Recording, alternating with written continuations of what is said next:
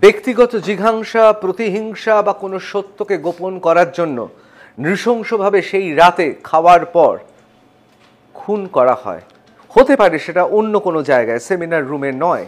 এবং খুন করে নেওয়ার পর আগে থেকে এই সঞ্জয় রায়কে তারা চিনত এবং জানতো যে তার মধ্যে একটা ব্যভিচারী স্বেচ্ছাচারী মনোবৃত্তি আছে, এবং তাকে ডেকে নিয়ে এসে, যেমন আমরা বিখ্যাত স্যার আর্থার কালান্ডারের ওই ব্রাজিলের কালো বাঘের যে গল্পটা পড়েছিলাম, যে খুন করার পর কুমিরের দিকে অথবা চিতাবাঘকে ছুড়ে দেওয়া মৃতদেহ প্রমাণ লোপাট করা, ঠিক সেই রকমই সঞ্জয় রায়কে এনে ছেড়ে দেওয়া হলো। এবার সে মৃতদেহ নিয়ে যা করার করবে। এবং যেহেতু এরা ডাক্তার, যেহেতু এরা ফরেন্সিক স্পেশালিস্ট, এরা জানে তার আগে হয়তো স্ক্যাপুলা বা এই ধরনের অনেক যন্ত্রপাতি ব্যবহার করা হয়েছে, তারপর তার হাতে ছেড়ে দেওয়া হলো, কারণ শেষ যার প্রমাণটা থাকবে তার প্রমাণটাই ফরেন্সিকের হাতে গিয়ে পৌঁছাবে। এবার বলি, আমি যদি প্রশ্ন করি, আমি কার কাছে প্রশ্ন করছি না যে কোন দিনে সিবিআই চার্জশিট দিল, এই যদি প্রশ্ন করা হয় তো অনেকেই ফেল করে যাবে, কেন কে মনে রাখে। সেটা 7/10/2024 হচ্ছে তারা চার্জশিটটা সাবমিট করেছে। সেই চার্জশিটটা সাবমিট করেছে এই শিয়ালদা কোর্টে। সেইখানে তাদের উকিল, মানে তারাই যখন, তুমি তো জানো যে কেউ কোনো অপরাধী হোক আর যারা কেস করেছে তারা তো নিজে কথা বলে না, তাদের অ্যাডভোকেট বা তারা বলে। সেইখানে তারা কি বলেছে সেদিন, now this is very important, this is very very important. Sanjay কোনো ষড়যন্ত্র প্ররোচনার শিকার হয়েছিল কিনা তাও তদন্তের আওতায় রয়েছে বলে সিবিআইয়ের আইনজীবী দাবি করছেন। এইবার সিবিআইয়ের আইনজীবী দাবি করছেন সঞ্জয় কোনো ষড়যন্ত্র, সঞ্জয়ের উপরেই কোনো ষড়যন্ত্র হয়েছে কিনা। আচ্ছা বোঝো বলছে, তাহলে কি দাঁড়াবে। এইবার আমি যদি বলি সঞ্জয় এই যে সমস্ত কথাটা বললো সেটা কবে বলল, সে কিন্তু ওই দিন বলে নাই। আচ্ছা দেখো, আমি বলি এর যদি ভালো করে ডিএনএ তো নেওয়াই হয়েছে, তার ডিএনএতে কীরকম আইকিউ আমি তোমাকে গ্যারান্টি দিয়ে বলতে পারি, যদি 100 তো আইকিউ নাম্বার হয়, ও 90 পাবে। 90 পাবে এই সঞ্জয়। ও যেদিন এই কথা ওর সম্বন্ধে বলা হচ্ছে, ও কোর্টে কেন সেই দিনই সাবমিট করছে, তো ও কিন্তু সেদিন কোনো রিয়াক্ট করে নাই। এটা অ্যাক্সিডেন্টাল হতে পারে না। সে আর তার কথাই বলা হচ্ছে, তার ফরে বলা হচ্ছে, কিন্তু সে কোনো কথা বলল না। সে বলল কোন দিন, যেদিন চার্জ ফ্রেম হয়ে গেছে সেদিন বলল যে আমাকে ফাঁসিয়েছে। এবং সেইটা হচ্ছে 11/11, আর এটা 10/20, 7/10, বেশ তফাৎ। এটাও সোমবার, এটাও সোমবার। তো সেই দিন যেদিন চার্জ ফ্রেম হয়ে গেছে, তার মানে সে জেনে গেছে এখন তো আমার কোনো উপায় নাই, আমার তো এখন কাঠগড়ায় দাঁড়াতে হবে। সেদিন ওই কথা বলে উঠল যে আমাকে ফাঁসিয়েছে। তার আগে বলে নাই কিন্তু। লুক এট দিস, তার মানে আইকিউ কত হাই আইকিউ। এইবার তারপরে কতদিন বলা হয়, যেদিন প্রথম এই বিচার শুরু হলো সেদিন বলল যে এই ক্যালকাটা পুলিশ কমিশনার এবং ডিডি স্পেশাল তারা করেছে। তার মানে তাহলে সিবিআই যখন এই কথা বলছে, অতএব সে যে এই যে সঞ্জয় যে কথা বলছে, তুমি হিসাব করে দেখো। আমি এ তো আমার কথা না, তারা কোর্টে সবার সামনে, কোর্টের মহামান্য কোর্টের আদালতে তাকে বলছে যে মিলর্ড, ওরা কিন্তু ইংরেজিতে কথা বলে, এখন তো বাংলায় বলতে হবে, কেননা উকিল যারা সাক্ষীরা আসবে অধিকাংশই বাঙালি, কিন্তু আদারওয়াইজ সিবিআই মানে লিঙ্গো ফ্রাঙ্কা ইজ ইংলিশ। তো তাহলে সঞ্জয় কোনো ষড়যন্ত্রের প্রবণতা, সে নিজেই হয়তো ষড়যন্ত্রের শিকার হয়ে গেছে, মানে সিবিআইও তদন্ত করছে। তাহলে এইটা কোনো মানে কাল্পনিক কথা না, আমি যদি বলতাম যে আমি রিকনস্ট্রাক্ট করে এই কথা বলছি, তা তো না, তাদের কথা। তাহলে এই যে এবার মনে পড়ে প্রথম একটা ভিডিও বেরিয়েছিল, সরি অডিও বেরিয়েছিল, সেই অডিওতে আমার কিন্তু সেই অডিওটা এখনো হন্ট করে আমার। অডিওটা পরে পরে ভেনিস্ট হয়ে গেল। সে বলা হচ্ছে যে ওরে প্রথম খুন করা হয়েছে এই এই কলেজেরই ডাক্তাররাই, ইয়াং ডাক্তাররা তাকে মেরেছে এবং মারার পরে তাকে ডাকা হয়েছে যে উপরে যা দেখ, তোর জন্য একটা রেখে এসছি। I am inclined to believe that by sequence of events. এই কথা কেন সিবিআই বললো? সিবিআইকে, তাহলে সিবিআই যদি এই কথা বলে, তাহলে তুমি আজকে তাহলে হাইকোর্টের কাছে প্রেয়ার করছো না কেন যে আমরা ওকে ইন্টারোগেশন করবো? কারণ আমরা যা বলেছিলাম ও তাই বলছে। তাহলে আমি তো বলতে পারি সিবিআই যা বলেছে আর সঞ্জয় যা বলছে তার অনেক মিল কিনা। অবশ্যই।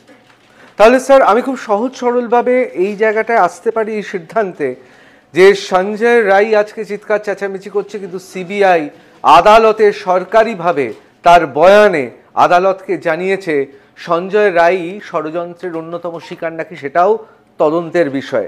এক। দ্বিতীয়, আমি স্যার অর্থাৎ কনান ডয়েলের কালোবাঘ, ব্রাজিলের কালোবাঘের কথা বলছিলাম। আপনি এখানে আছেন, আপনি আরো ভালো জানবেন, অনেকেই হয়তো বুঝতে পারবেন না। সিয়ানেও এরকম হয়েছে, মহিলাদের ধর্ষণ করার পর অথবা খুন করার পর তাদের শরীর পোষা কুমিরকে দিয়ে খাইয়ে দেওয়া হয়েছে। ঠিক সেই হিসেবে কালো বাঘ অথবা কুমিরের জায়গায় সঞ্জয়ের দিকেই ছুড়ে দেওয়া হয়েছিল অভয়ার নিথর শরীর। এবার তুমি যা পারো করে নাও, এরকম হতে পারে। I am rather inclined to take this story of yours very seriously. হয় কি, আমরা তো তদন্ত করিনি, ঠিক।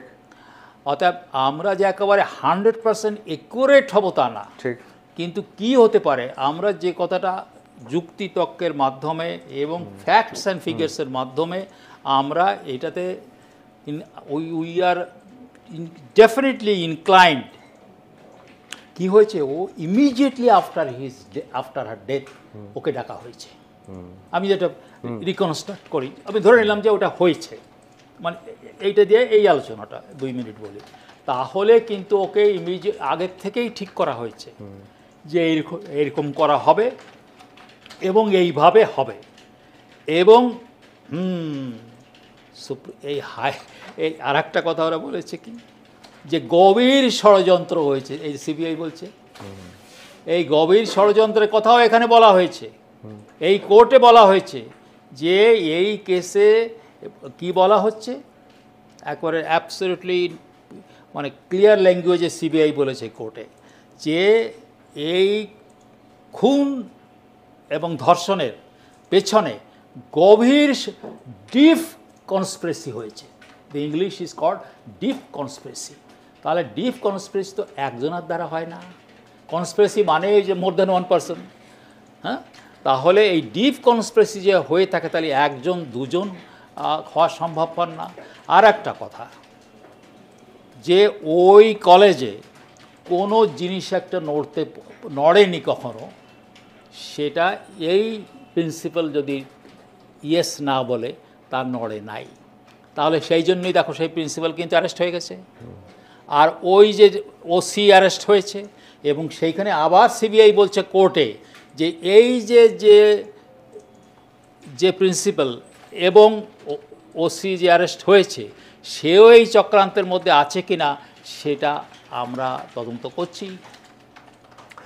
স্যার, তাহলে আমরা যদি একটু এইভাবে ভাবি, বিভিন্ন মনস্তাত্ত্বিক বিশ্লেষণে দেখা গেছে যদি অপরাধীর মধ্যে ব্যভিচারী, আমি কোট আনকোট ব্যভিচারী বলছি কারণ এর বিভিন্ন ব্যাখ্যা সংজ্ঞা আছে, আমি তার মধ্যে যাচ্ছি না, যেমন অভুক্ত পশুকে, অর্থাৎ সেটা চিতাবাঘ হতে পারে, কুমির হতে পারে, দীর্ঘদিন খেতে না দিয়ে তারপর যদি মাংস টুকরো ছুঁড়ে দিই তাহলে তো সে গোগ্রাসে গিলে নেবে। সেই দিন রাত্রেবেলায় এখনো পর্যন্ত প্রাপ্ত তথ্য অনুযায়ী সঞ্জয় রায় কিন্তু একা ছিল না, বিভিন্ন রেড লাইট এরিয়াতে নিষিদ্ধ পল্লীতে সে ঘুরেছিল, তার সঙ্গে কিন্তু একজন ছিল যে কিন্তু তার সহকর্মী, অর্থাৎ সেও কাজ করে একটি বিশেষ প্রতিষ্ঠানে। এবং এই দুটি জায়গায় অর্থাৎ উত্তর এবং দক্ষিণে বা দক্ষিণ এবং উত্তরে সে নিষিদ্ধ পল্লীতে কিন্তু কাউকে পায়নি। এর দরকার ছিল একটি নারী দেহ তার চরিতার্থ তৃপ্তির জন্য, এবং সেই খবর জানত ষড়যন্ত্রকারীরা, আর সেই জন্যে অভুক্ত কুমির বা বাঘের মতো ছুঁড়ে দেওয়া হয়েছিল আমাদের বাড়ির মেয়ের নিথর দেহ তার ওপর। এবং যে কারণে খুব তাড়াতাড়ি তদন্তে নেবেই অনেকে বলে দিল নেক্রোফেলিয়া, অর্থাৎ মৃতদেহের সঙ্গে সঙ্গম বা সম্ভোগ। আমি বলি এই তদন্ত যারা ভালো করে, সারা পৃথিবীতে স্টাডিতে দেখা গিয়েছে কি যারা ভালো তদন্ত করে এবং বিশেষ করে জিজ্ঞাসাবাদ যারা ইন্টারোগেশন, মানে অধিকাংশই কেস যদি ফেল করে তাহলে দেখা যায় ইন্টারোগেশন ঠিক হয়নি, আর যে সমস্ত কেস ভালো সাকসেসফুল হয় দেখা যায় সেটা ভালো ইন্টারোগেশন হয়েছে। তো এইটাতে অ্যাপ্লাইড সাইকোলজি সম্বন্ধে ভালো নলেজ দরকার আছে।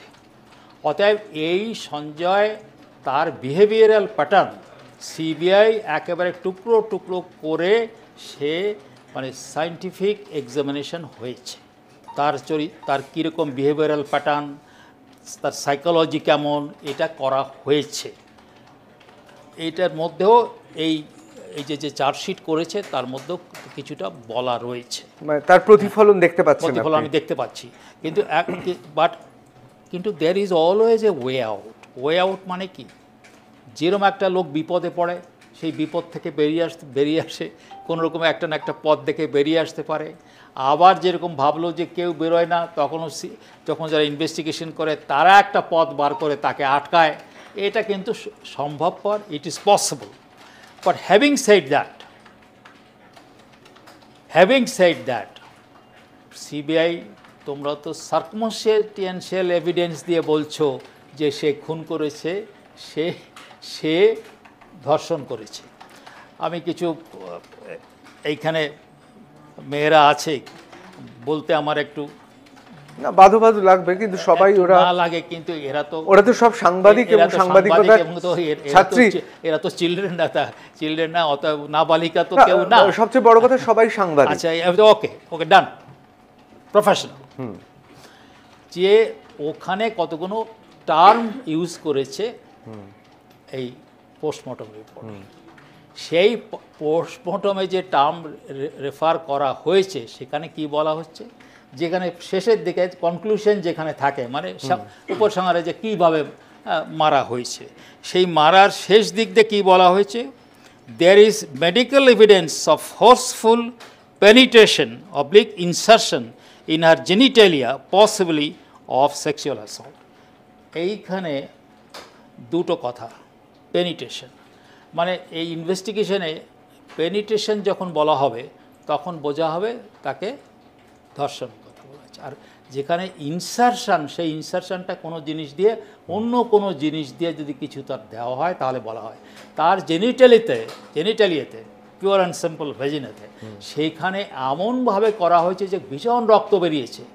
ওই যে ভদ্রমহিলা যে এর সঙ্গে পরিচয় ছিল, ওর মা সেই তাকে নিয়ে এসেছিল যখন ও ডেড বডি পাওয়া যায়, তাকে নিয়ে এসেছিল। তিনি বলছেন কি, সেই প্রথম দিনের রিপোর্ট যাওয়া হয়েছিল যে আমি দেখছি কি যে তার এই যৌনাঙ্গের শেষের দিকে সেই জায়গায় রক্ত অনেকটা পড়ে রয়েছে এবং ওটা বেরিয়ে এসেছে। তার মানে কি ওখানে কিছু জোরে কিছু মারা হয়েছে, সেই কথাই বলছে ফোর্সেবল। এইবার হচ্ছে আর কোথায় কি হয়েছে, তো আর কোথায় খুঁজে পেল ওরা, আর একটা বলা হচ্ছে কোথায় তার যে হাইমেন, সবাই আপনারা জানি হাইমেন মানে কি, একটা বলতে জালের মতো একটা থাকে ভ্যাজাইনার উপরে, খুবই তার সামান্য প্রোটেকশন থাকে, যে কোনো একটা জোরে কিছু মারলে সেটা ভেঙে যায়, সেটা বলা হচ্ছে। কিন্তু সেটা দিয়ে তো প্রমাণ হচ্ছে না যে সে ধর্ষণ করেছে, এবং তার তো কোনো বীর্য এখানে পাওয়া যায় নাই, শুধু তার স্তনে সে মুখ দিয়েছে, সেইখান থেকে যে স্যালাইভা পাওয়া গেছে সেই স্যালাইভার ডিএনএ কেস করে সেটা মিলেছে। তো তাহলে এইটুকুন ওইটা যদি তোমরা পেতে তাহলে ওটা লিখতে যে তার ভেজাইনেতে এই পাওয়া গিয়েছে ইয়ে হাইমে যখন ইনজুরি হয়েছে সেইখানে পাওয়া গিয়েছে তার ইয়ে বীর্য, সেটা তো কথা কোনো চার্জশিটের মধ্যে নেই। তাহলে কি দাঁড়াচ্ছে কি? এইটা যখন দাঁড়ালো না তাহলে তাহলে ধর্ষণ প্রমাণ করা একটু কঠিন আছে। তাহলে সার্কমস্ট্যান্সিয়াল এভিডেন্স দিয়েই যে ওখানে ও গিয়েছিল ওই সময় ওকে, এক্ষেত্রে তাহলে দুটো জিনিস খুব দরকার, সার্কামস্ট্যান্সিয়াল এভিডেন্স আর আই উইটনেস। আই উইটনেস নেই, আই উইটনেস নেই, তাহলে শুধুমাত্র পড়ে রইল সার্কামস্ট্যান্সিয়াল বায়োলজিক্যাল এভিডেন্স। হ্যাঁ, biological evidence is the main thing. কিন্তু কথা রয়েছে কি যে অনেক কেসে এই বায়োলজিক্যাল এভিডেন্স হলে কি হবে, যা কিছুই জাজরা কিন্তু আলটিমেটলি মানুষ চায় যে একটা মানুষ একটা কথা বলুক যে এইটা চক্রান্ত করা হয়েছে, আমরা মেনে নেব।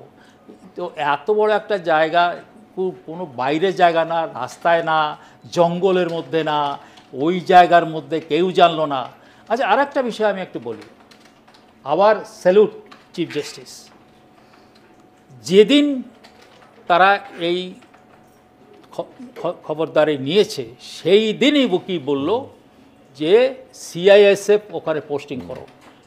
এক ভারতবর্ষের ইতিহাসে কোথাও কোনো ইনস্ট্যান্স নেই যে একটা হসপিটালে সেইখানে 2 ব্যাটালিয়ন সিআইএসএফ এখনও পড়ে রয়েছে, যাতে আবার কোনো ওই সিন অফ ক্রাইম নষ্ট না করো। নজিরবিহীন ঘটনা, নজিরবিহীন ঘটনা। অতএব এই চিফ জাস্টিস কিছু করে নাই, বলে চালিয়ে যাচ্ছ এক একটা করে কথাবার্তা। জলের মধ্যে চলে তো, বাঙালিরা আমরা বলি জলের মধ্যে হেঁটে যাচ্ছ। খুব সুন্দরভাবে স্যার বোঝালেন।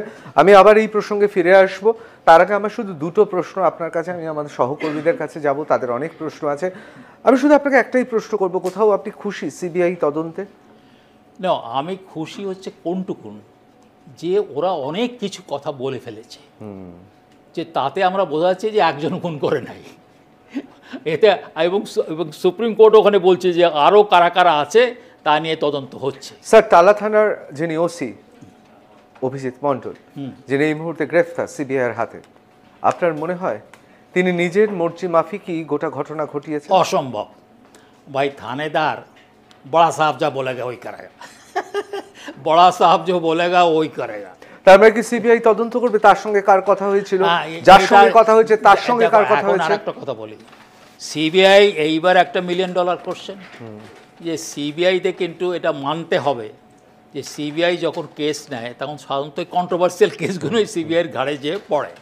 সেখানে আলটিমেটলি ওই চিফ মানে যারা মুখ্যমন্ত্রী বা এ মন্ত্রী সে মন্ত্রী তারা আসে, তারা অসম্ভব চাপ দেয়। তারা তাদের যত ক্ষমতা আছে, পয়সা কড়ি বলো, পলিটিক্যাল চাপ বলো, এটা তো আমরা খেয়েছি। কোথাও সিবিআই যে কোথাও সাকাম করে নাই তার এন্টায়ার ক্যারিয়ারে, কোথাও সিবিআই আমাকে লিখে দিতে পারবে না, আমি নিজেই দেখেছি। আমার উপরে কী চাপ হয়েছে আমি জানি। অতএব সেইটা নিয়ে আমি বলছি কি, যে একটা লোক, যে লোক মানে একজন সাব ইন্সপেক্টর বা ইন্সপেক্টর, বোধহয় ইন্সপেক্টরই হবে, সে এক থানাদারের বড় নিচের তালাকার লোক ভাই, তার উপরে কোনো কথা না শুনে সে এই সমস্ত মধ্যে পড়ে যাবে, এটা অসম্ভব। কেউ বিশ্বাস, মানে রাঘব বল আছে, রাঘব বল আছে, রাঘব বলই বলেছে এইটা করো বাবা, ইয়েস স্যার, স্যার বলে, যদি বলে আস্তে স্যার বলে, কি বলে স্যার, জোরে স্যার বললেই বোঝা যাবে যে এইভাবে করতে।